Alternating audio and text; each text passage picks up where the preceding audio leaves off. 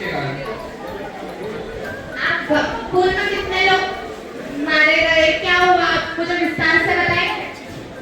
Pool में 2 लोग मारे गए और बाकी अन्य गंभीर। आप टेंशन मत लीजिए, हमारी पूरी टीम अच्छे से काम करेगी, आप सबको संभाल लीजिए। अभी हम हमारी टीम को भेजते हैं।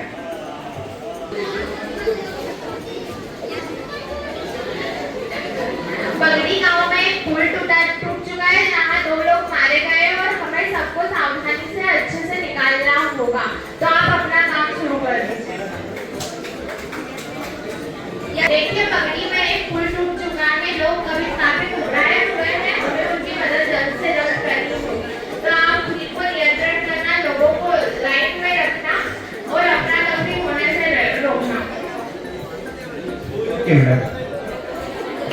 पुल टूट चुका है, काफी लोगों की इंजरी होगी, उन्हें चोट आई होगी और कुछ लोग बुजुर्ग और बच्चे भी होंगे, तो आपको उन्हें अपनी टीम के साथ उपचार देना होगा। स्थल पर सब देख लिया है, अब हमारे सिविल इंजीनियर निरीक्षण करेंगे और जल्द से जल्द अपनी टीम बुलाएंगे और डॉक्टर भी उनकी हेल्प करेंगे और लोगों को शांत कराएंगे। आप हमें बताइए कि किस चीज की ज्यादा जरूरत पड़ रही है। अच्छा, आप पूछ रहे।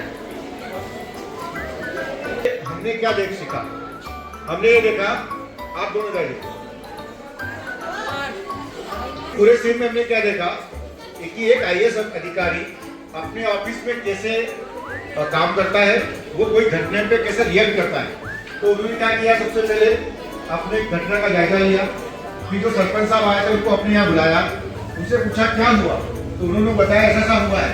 तो उसके आधार पर उन्होंने क्या कहा कि भाई घायल भी मरे तो क्या चाहिए, डॉक्टर चाहिए, डॉक्टर की व्यवस्था वहाँ, मतलब भगदड़ भी मच जाए तो अब कौन देखना, कानून व्यवस्था किसको बोला, एसपी साहब को, कि आप पुलिस व्यवस्था जमाइए।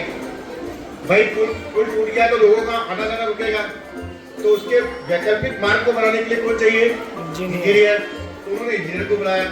ठीक है, तो जो जो उनको अपने फील्ड में चाहिए उससे उन्होंने क्या किया, संपर्क किया। वो संपर्क करके एक कलेक्टर कई विभागों के साथ क्या करता है, कोऑर्डिनेट करता है। तो इन्होंने कोऑर्डिनेशन दिखाया कि मुझे सरपंच साहब से, जनप्रतिनिधि से बात करना है, मुझे एसपी साहब से भी बात करना है, मुझे इंजीनियर साहब से बात करना है, मुझे डॉक्टर साहब से बात करना है।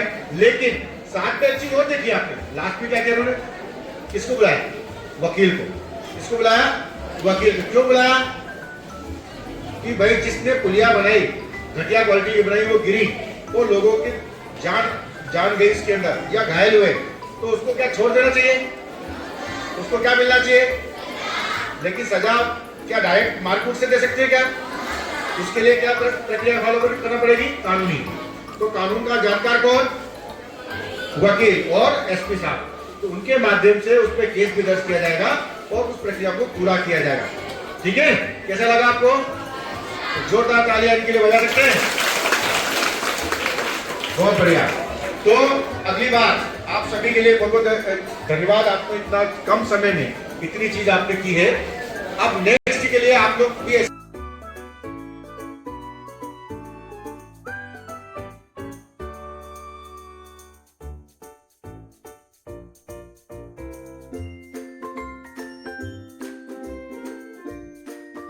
आपको जैविक आकृतियों के बारे में बात की।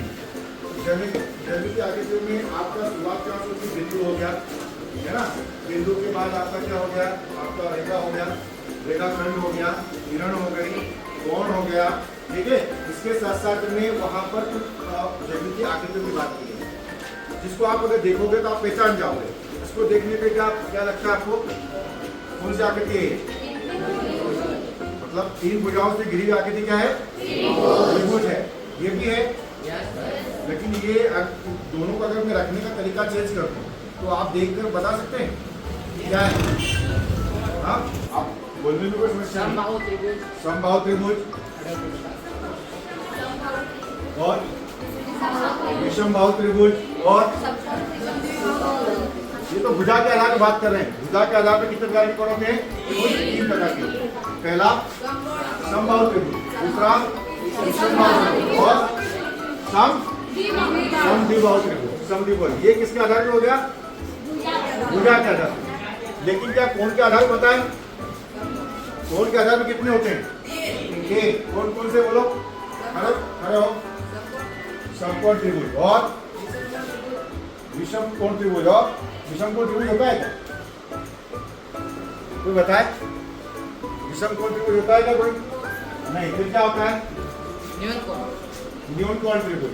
एक हो गया समकोण त्रिभुज, दूसरा न्यून कोण त्रिभुज और तीसरा अधिक कोण त्रिभुज। क्या हो गया? अधिक कोण त्रिभुज। तो ये जो आकृतियां हैं इनको देखकर आप बता सकते हैं कि ये क्या है। जैसे मान लीजिए कि मेरे पास ये आकृति है, अभी भी दिख रहा होगा तो आपको क्या दिख रहा है? आधा गोला, मतलब चांदा के तरह।